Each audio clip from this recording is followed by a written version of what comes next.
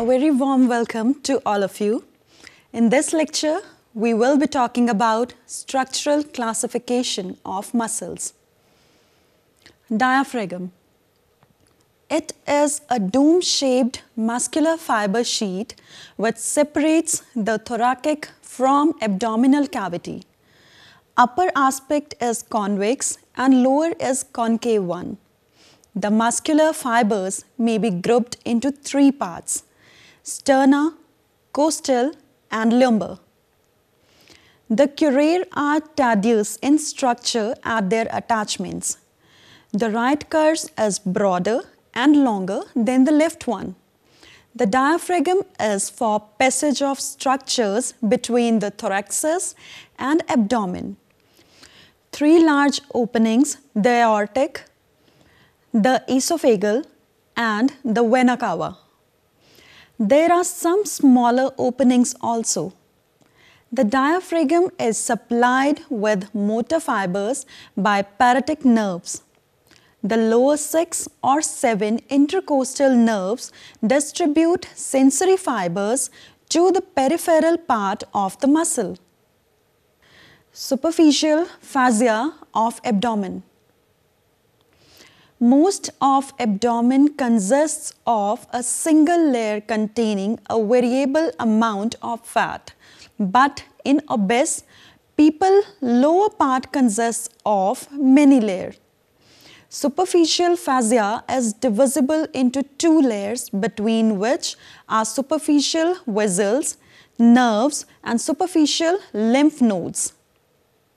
Superficial layer is thick, areolus in texture and contains meshes. Below it passes a superficial fascia of thigh. Deep layer is more membranous than superficial and contains elastic fibers. Oblique externus abdominis. It is the largest and most superficial of the three flat muscles of region. It arises from external surfaces and inferior borders of lower 8 ribs as 8 fleshy slips. These are arranged in oblique lines extending downwards and backwards. Aponeurosis of external oblique is a strong, tedious sheet directing downwards. Nerve supply is from lower 6 thoracic spinal nerves.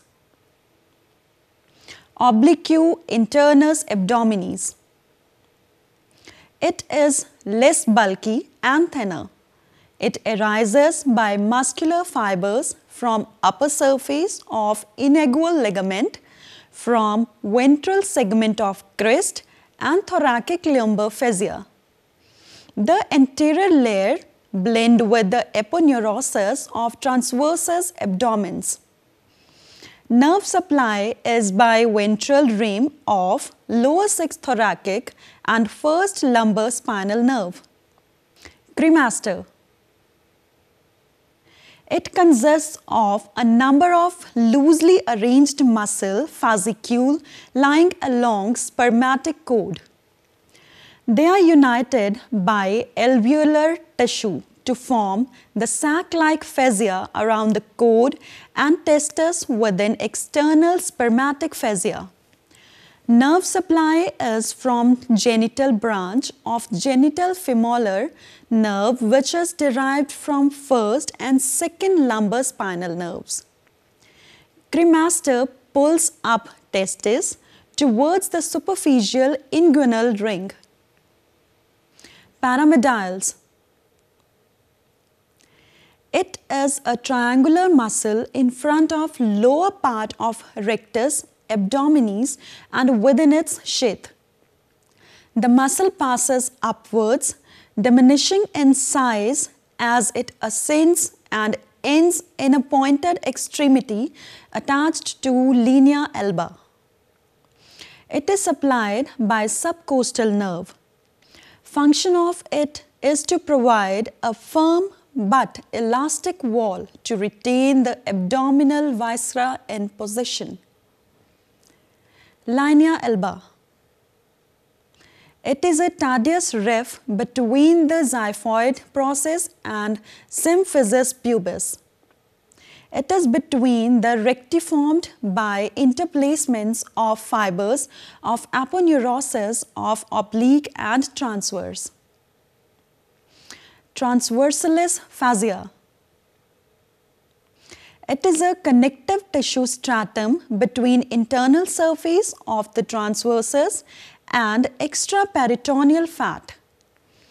It is a part of general layer and fascia between the peritoneum and abdominal wall. In inguinal region, it is thick and dense. Deep inguinal ring. It is situated in the transversalis fascia. It is in midway between the anterior superior iliac spine and pubis, about 1.25 centimeters above ligament. It is oval and long. Axis is vertical. It is larger in males. Inguinal canal.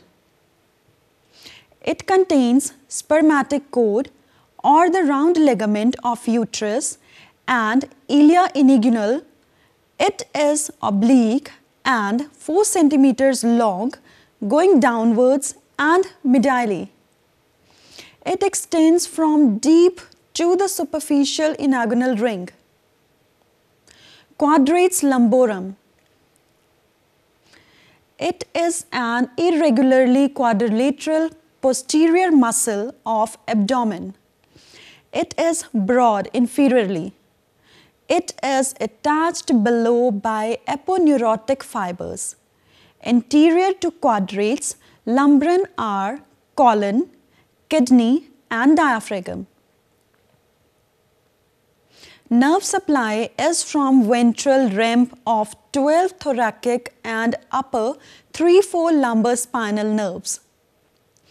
The quadratus lumborum fixes the last rib and acts as a muscle of inspiration.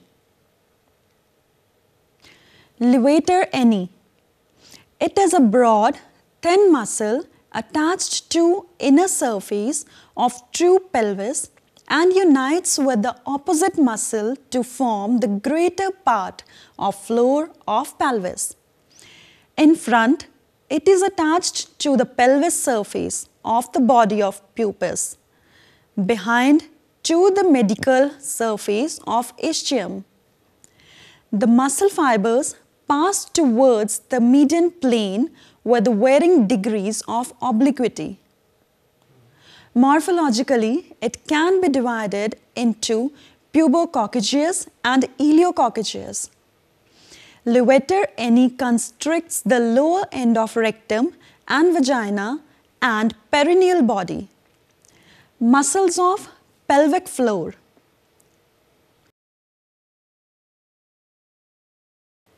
Sphinter Ani Externus.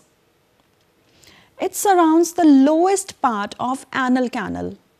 Below it is adherent to skin. Above it overlap the Sphinter Ani Internus. Bulbospongiosum. It is in the median line of perineum in front of anus. It arises from median tendinous rift. Its fiber diverges like two halves, which helps in emptying the urethra after the bladder has expelled its contents. Ischiocavernosus. It covers the crus penis. It is attached by tendinous and fleshy fibers to the inner surface of ischial tuberosity. The muscular fibers end in aponeurosis attached to crus penis. It compresses the crus penis and so plays a part in maintaining erection of the penis. Trapezius. It is a flat, triangular muscle extending over the back of neck and the upper thorax. The superior fibers proceed downwards and the inferior upwards and the middle horizontally. It is supplied by accessory nerve and by sensory branches from ventral rim, third and fourth cervical spinal nerve, acting with outer muscles attached to the scapula. The trapezius controls its position. Muscles of upper limb. Latissimus humerus dorsi. It is a large triangular flat muscle extended over lumbar region and lower half of thorax from spine of lower 6 thoracic vertebra anterior to trapezius. Latissimus dorsi with teres major forms posterior fold of axilla. Nerve supply is from thoracodorsal nerve from posterior cord of branchial plexus C6, C7 and C8.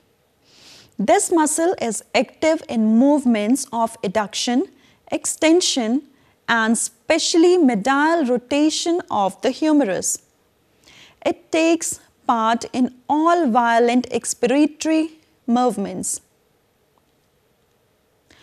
Pectoralis major.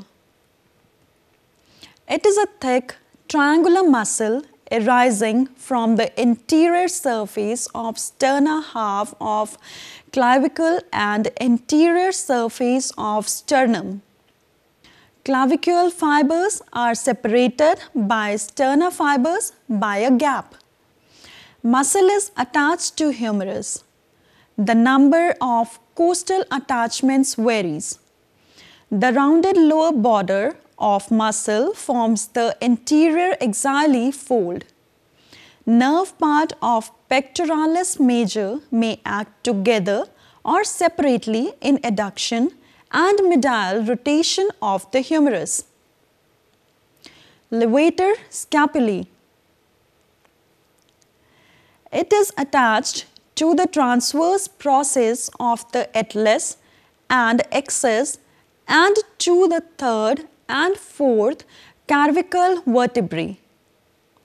It descends diagonally to be attached to the medial border of scapulae. It is supplied by third and fourth cervical nerves. It descends diagonally to be attached to the medial border or scapula. It is supplied directly by third and fourth cervical nerve and from fifth cervical through dorsal scapular nerve. In association with other muscles, it helps in movements during active use of upper limb. Serratus Anterior. It is a muscular sheet which passes backwards around the thorax from large costal attachments to a limited attachment of scapula. Nerve supply is from C5, C6 and C7, which descends on external surface of muscle. It draws the scapulae forward.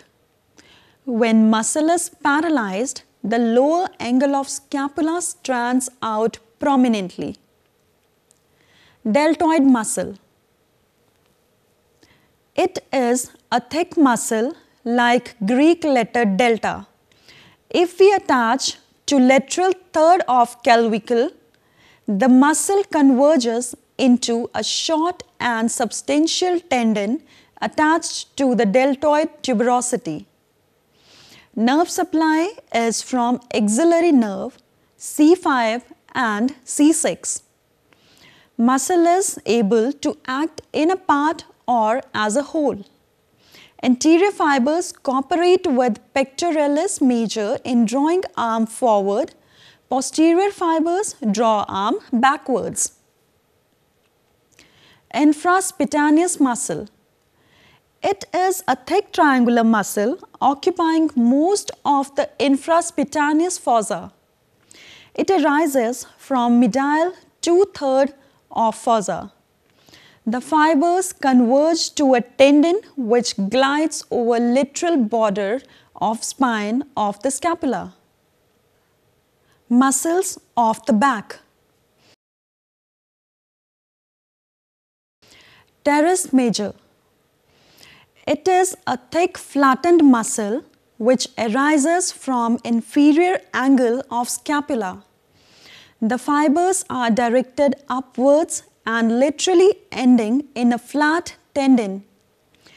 Nerve supply is from lower subscapular nerve C6 and C7. The teres major draws the humerus medically backwards and rotates medically. Biceps Brachii. It is a large fusiform muscle in the flexor compartment of upper arm. Short head arises by a thick flattened tendon from apex of coracoid process. Long head starts with a fibrous capsule of shoulder joint. Each tendon is elongated muscular belly and the two bellies closely attached. Nerve supply is from C5 and C6. The biceps is a powerful supinator. Next is triceps. It is of larger size and arises by three heads long lateral medial. Long head arises from infraglenoid of scapula. Lateral head arises from shaft of humerus. Medial head is narrow and arises from humerus. Nerve supply is from C6, C7 and C8. Separate branch supplies a separate head. Triceps is a muscle of extension of forearm at the elbow joints. Pronator Teres. It has humeral and ulnar attachments. The humeral head is larger, more superficial and arises from medial epicondyle. Much smaller ulnar head arises from medial side of ulna. Nerve supply is from C6 and C7. It rotates the radius upon ulna, turning the palm of hand backwards.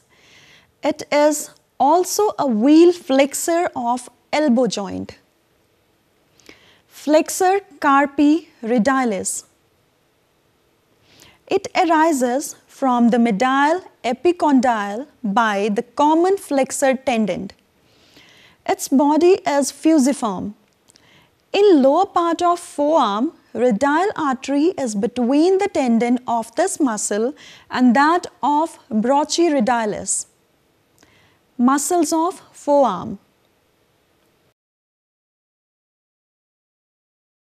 Nerve supply is by median nerve C6 and C7. It flexes the wrist.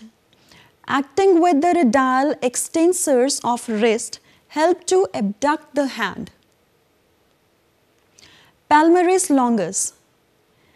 It is slender, fusiform and medial to flexor carpic radialis. It arises from the medial epicondyle. It ends in long slender tendon. Nerve supply is median nerve C7 and C8.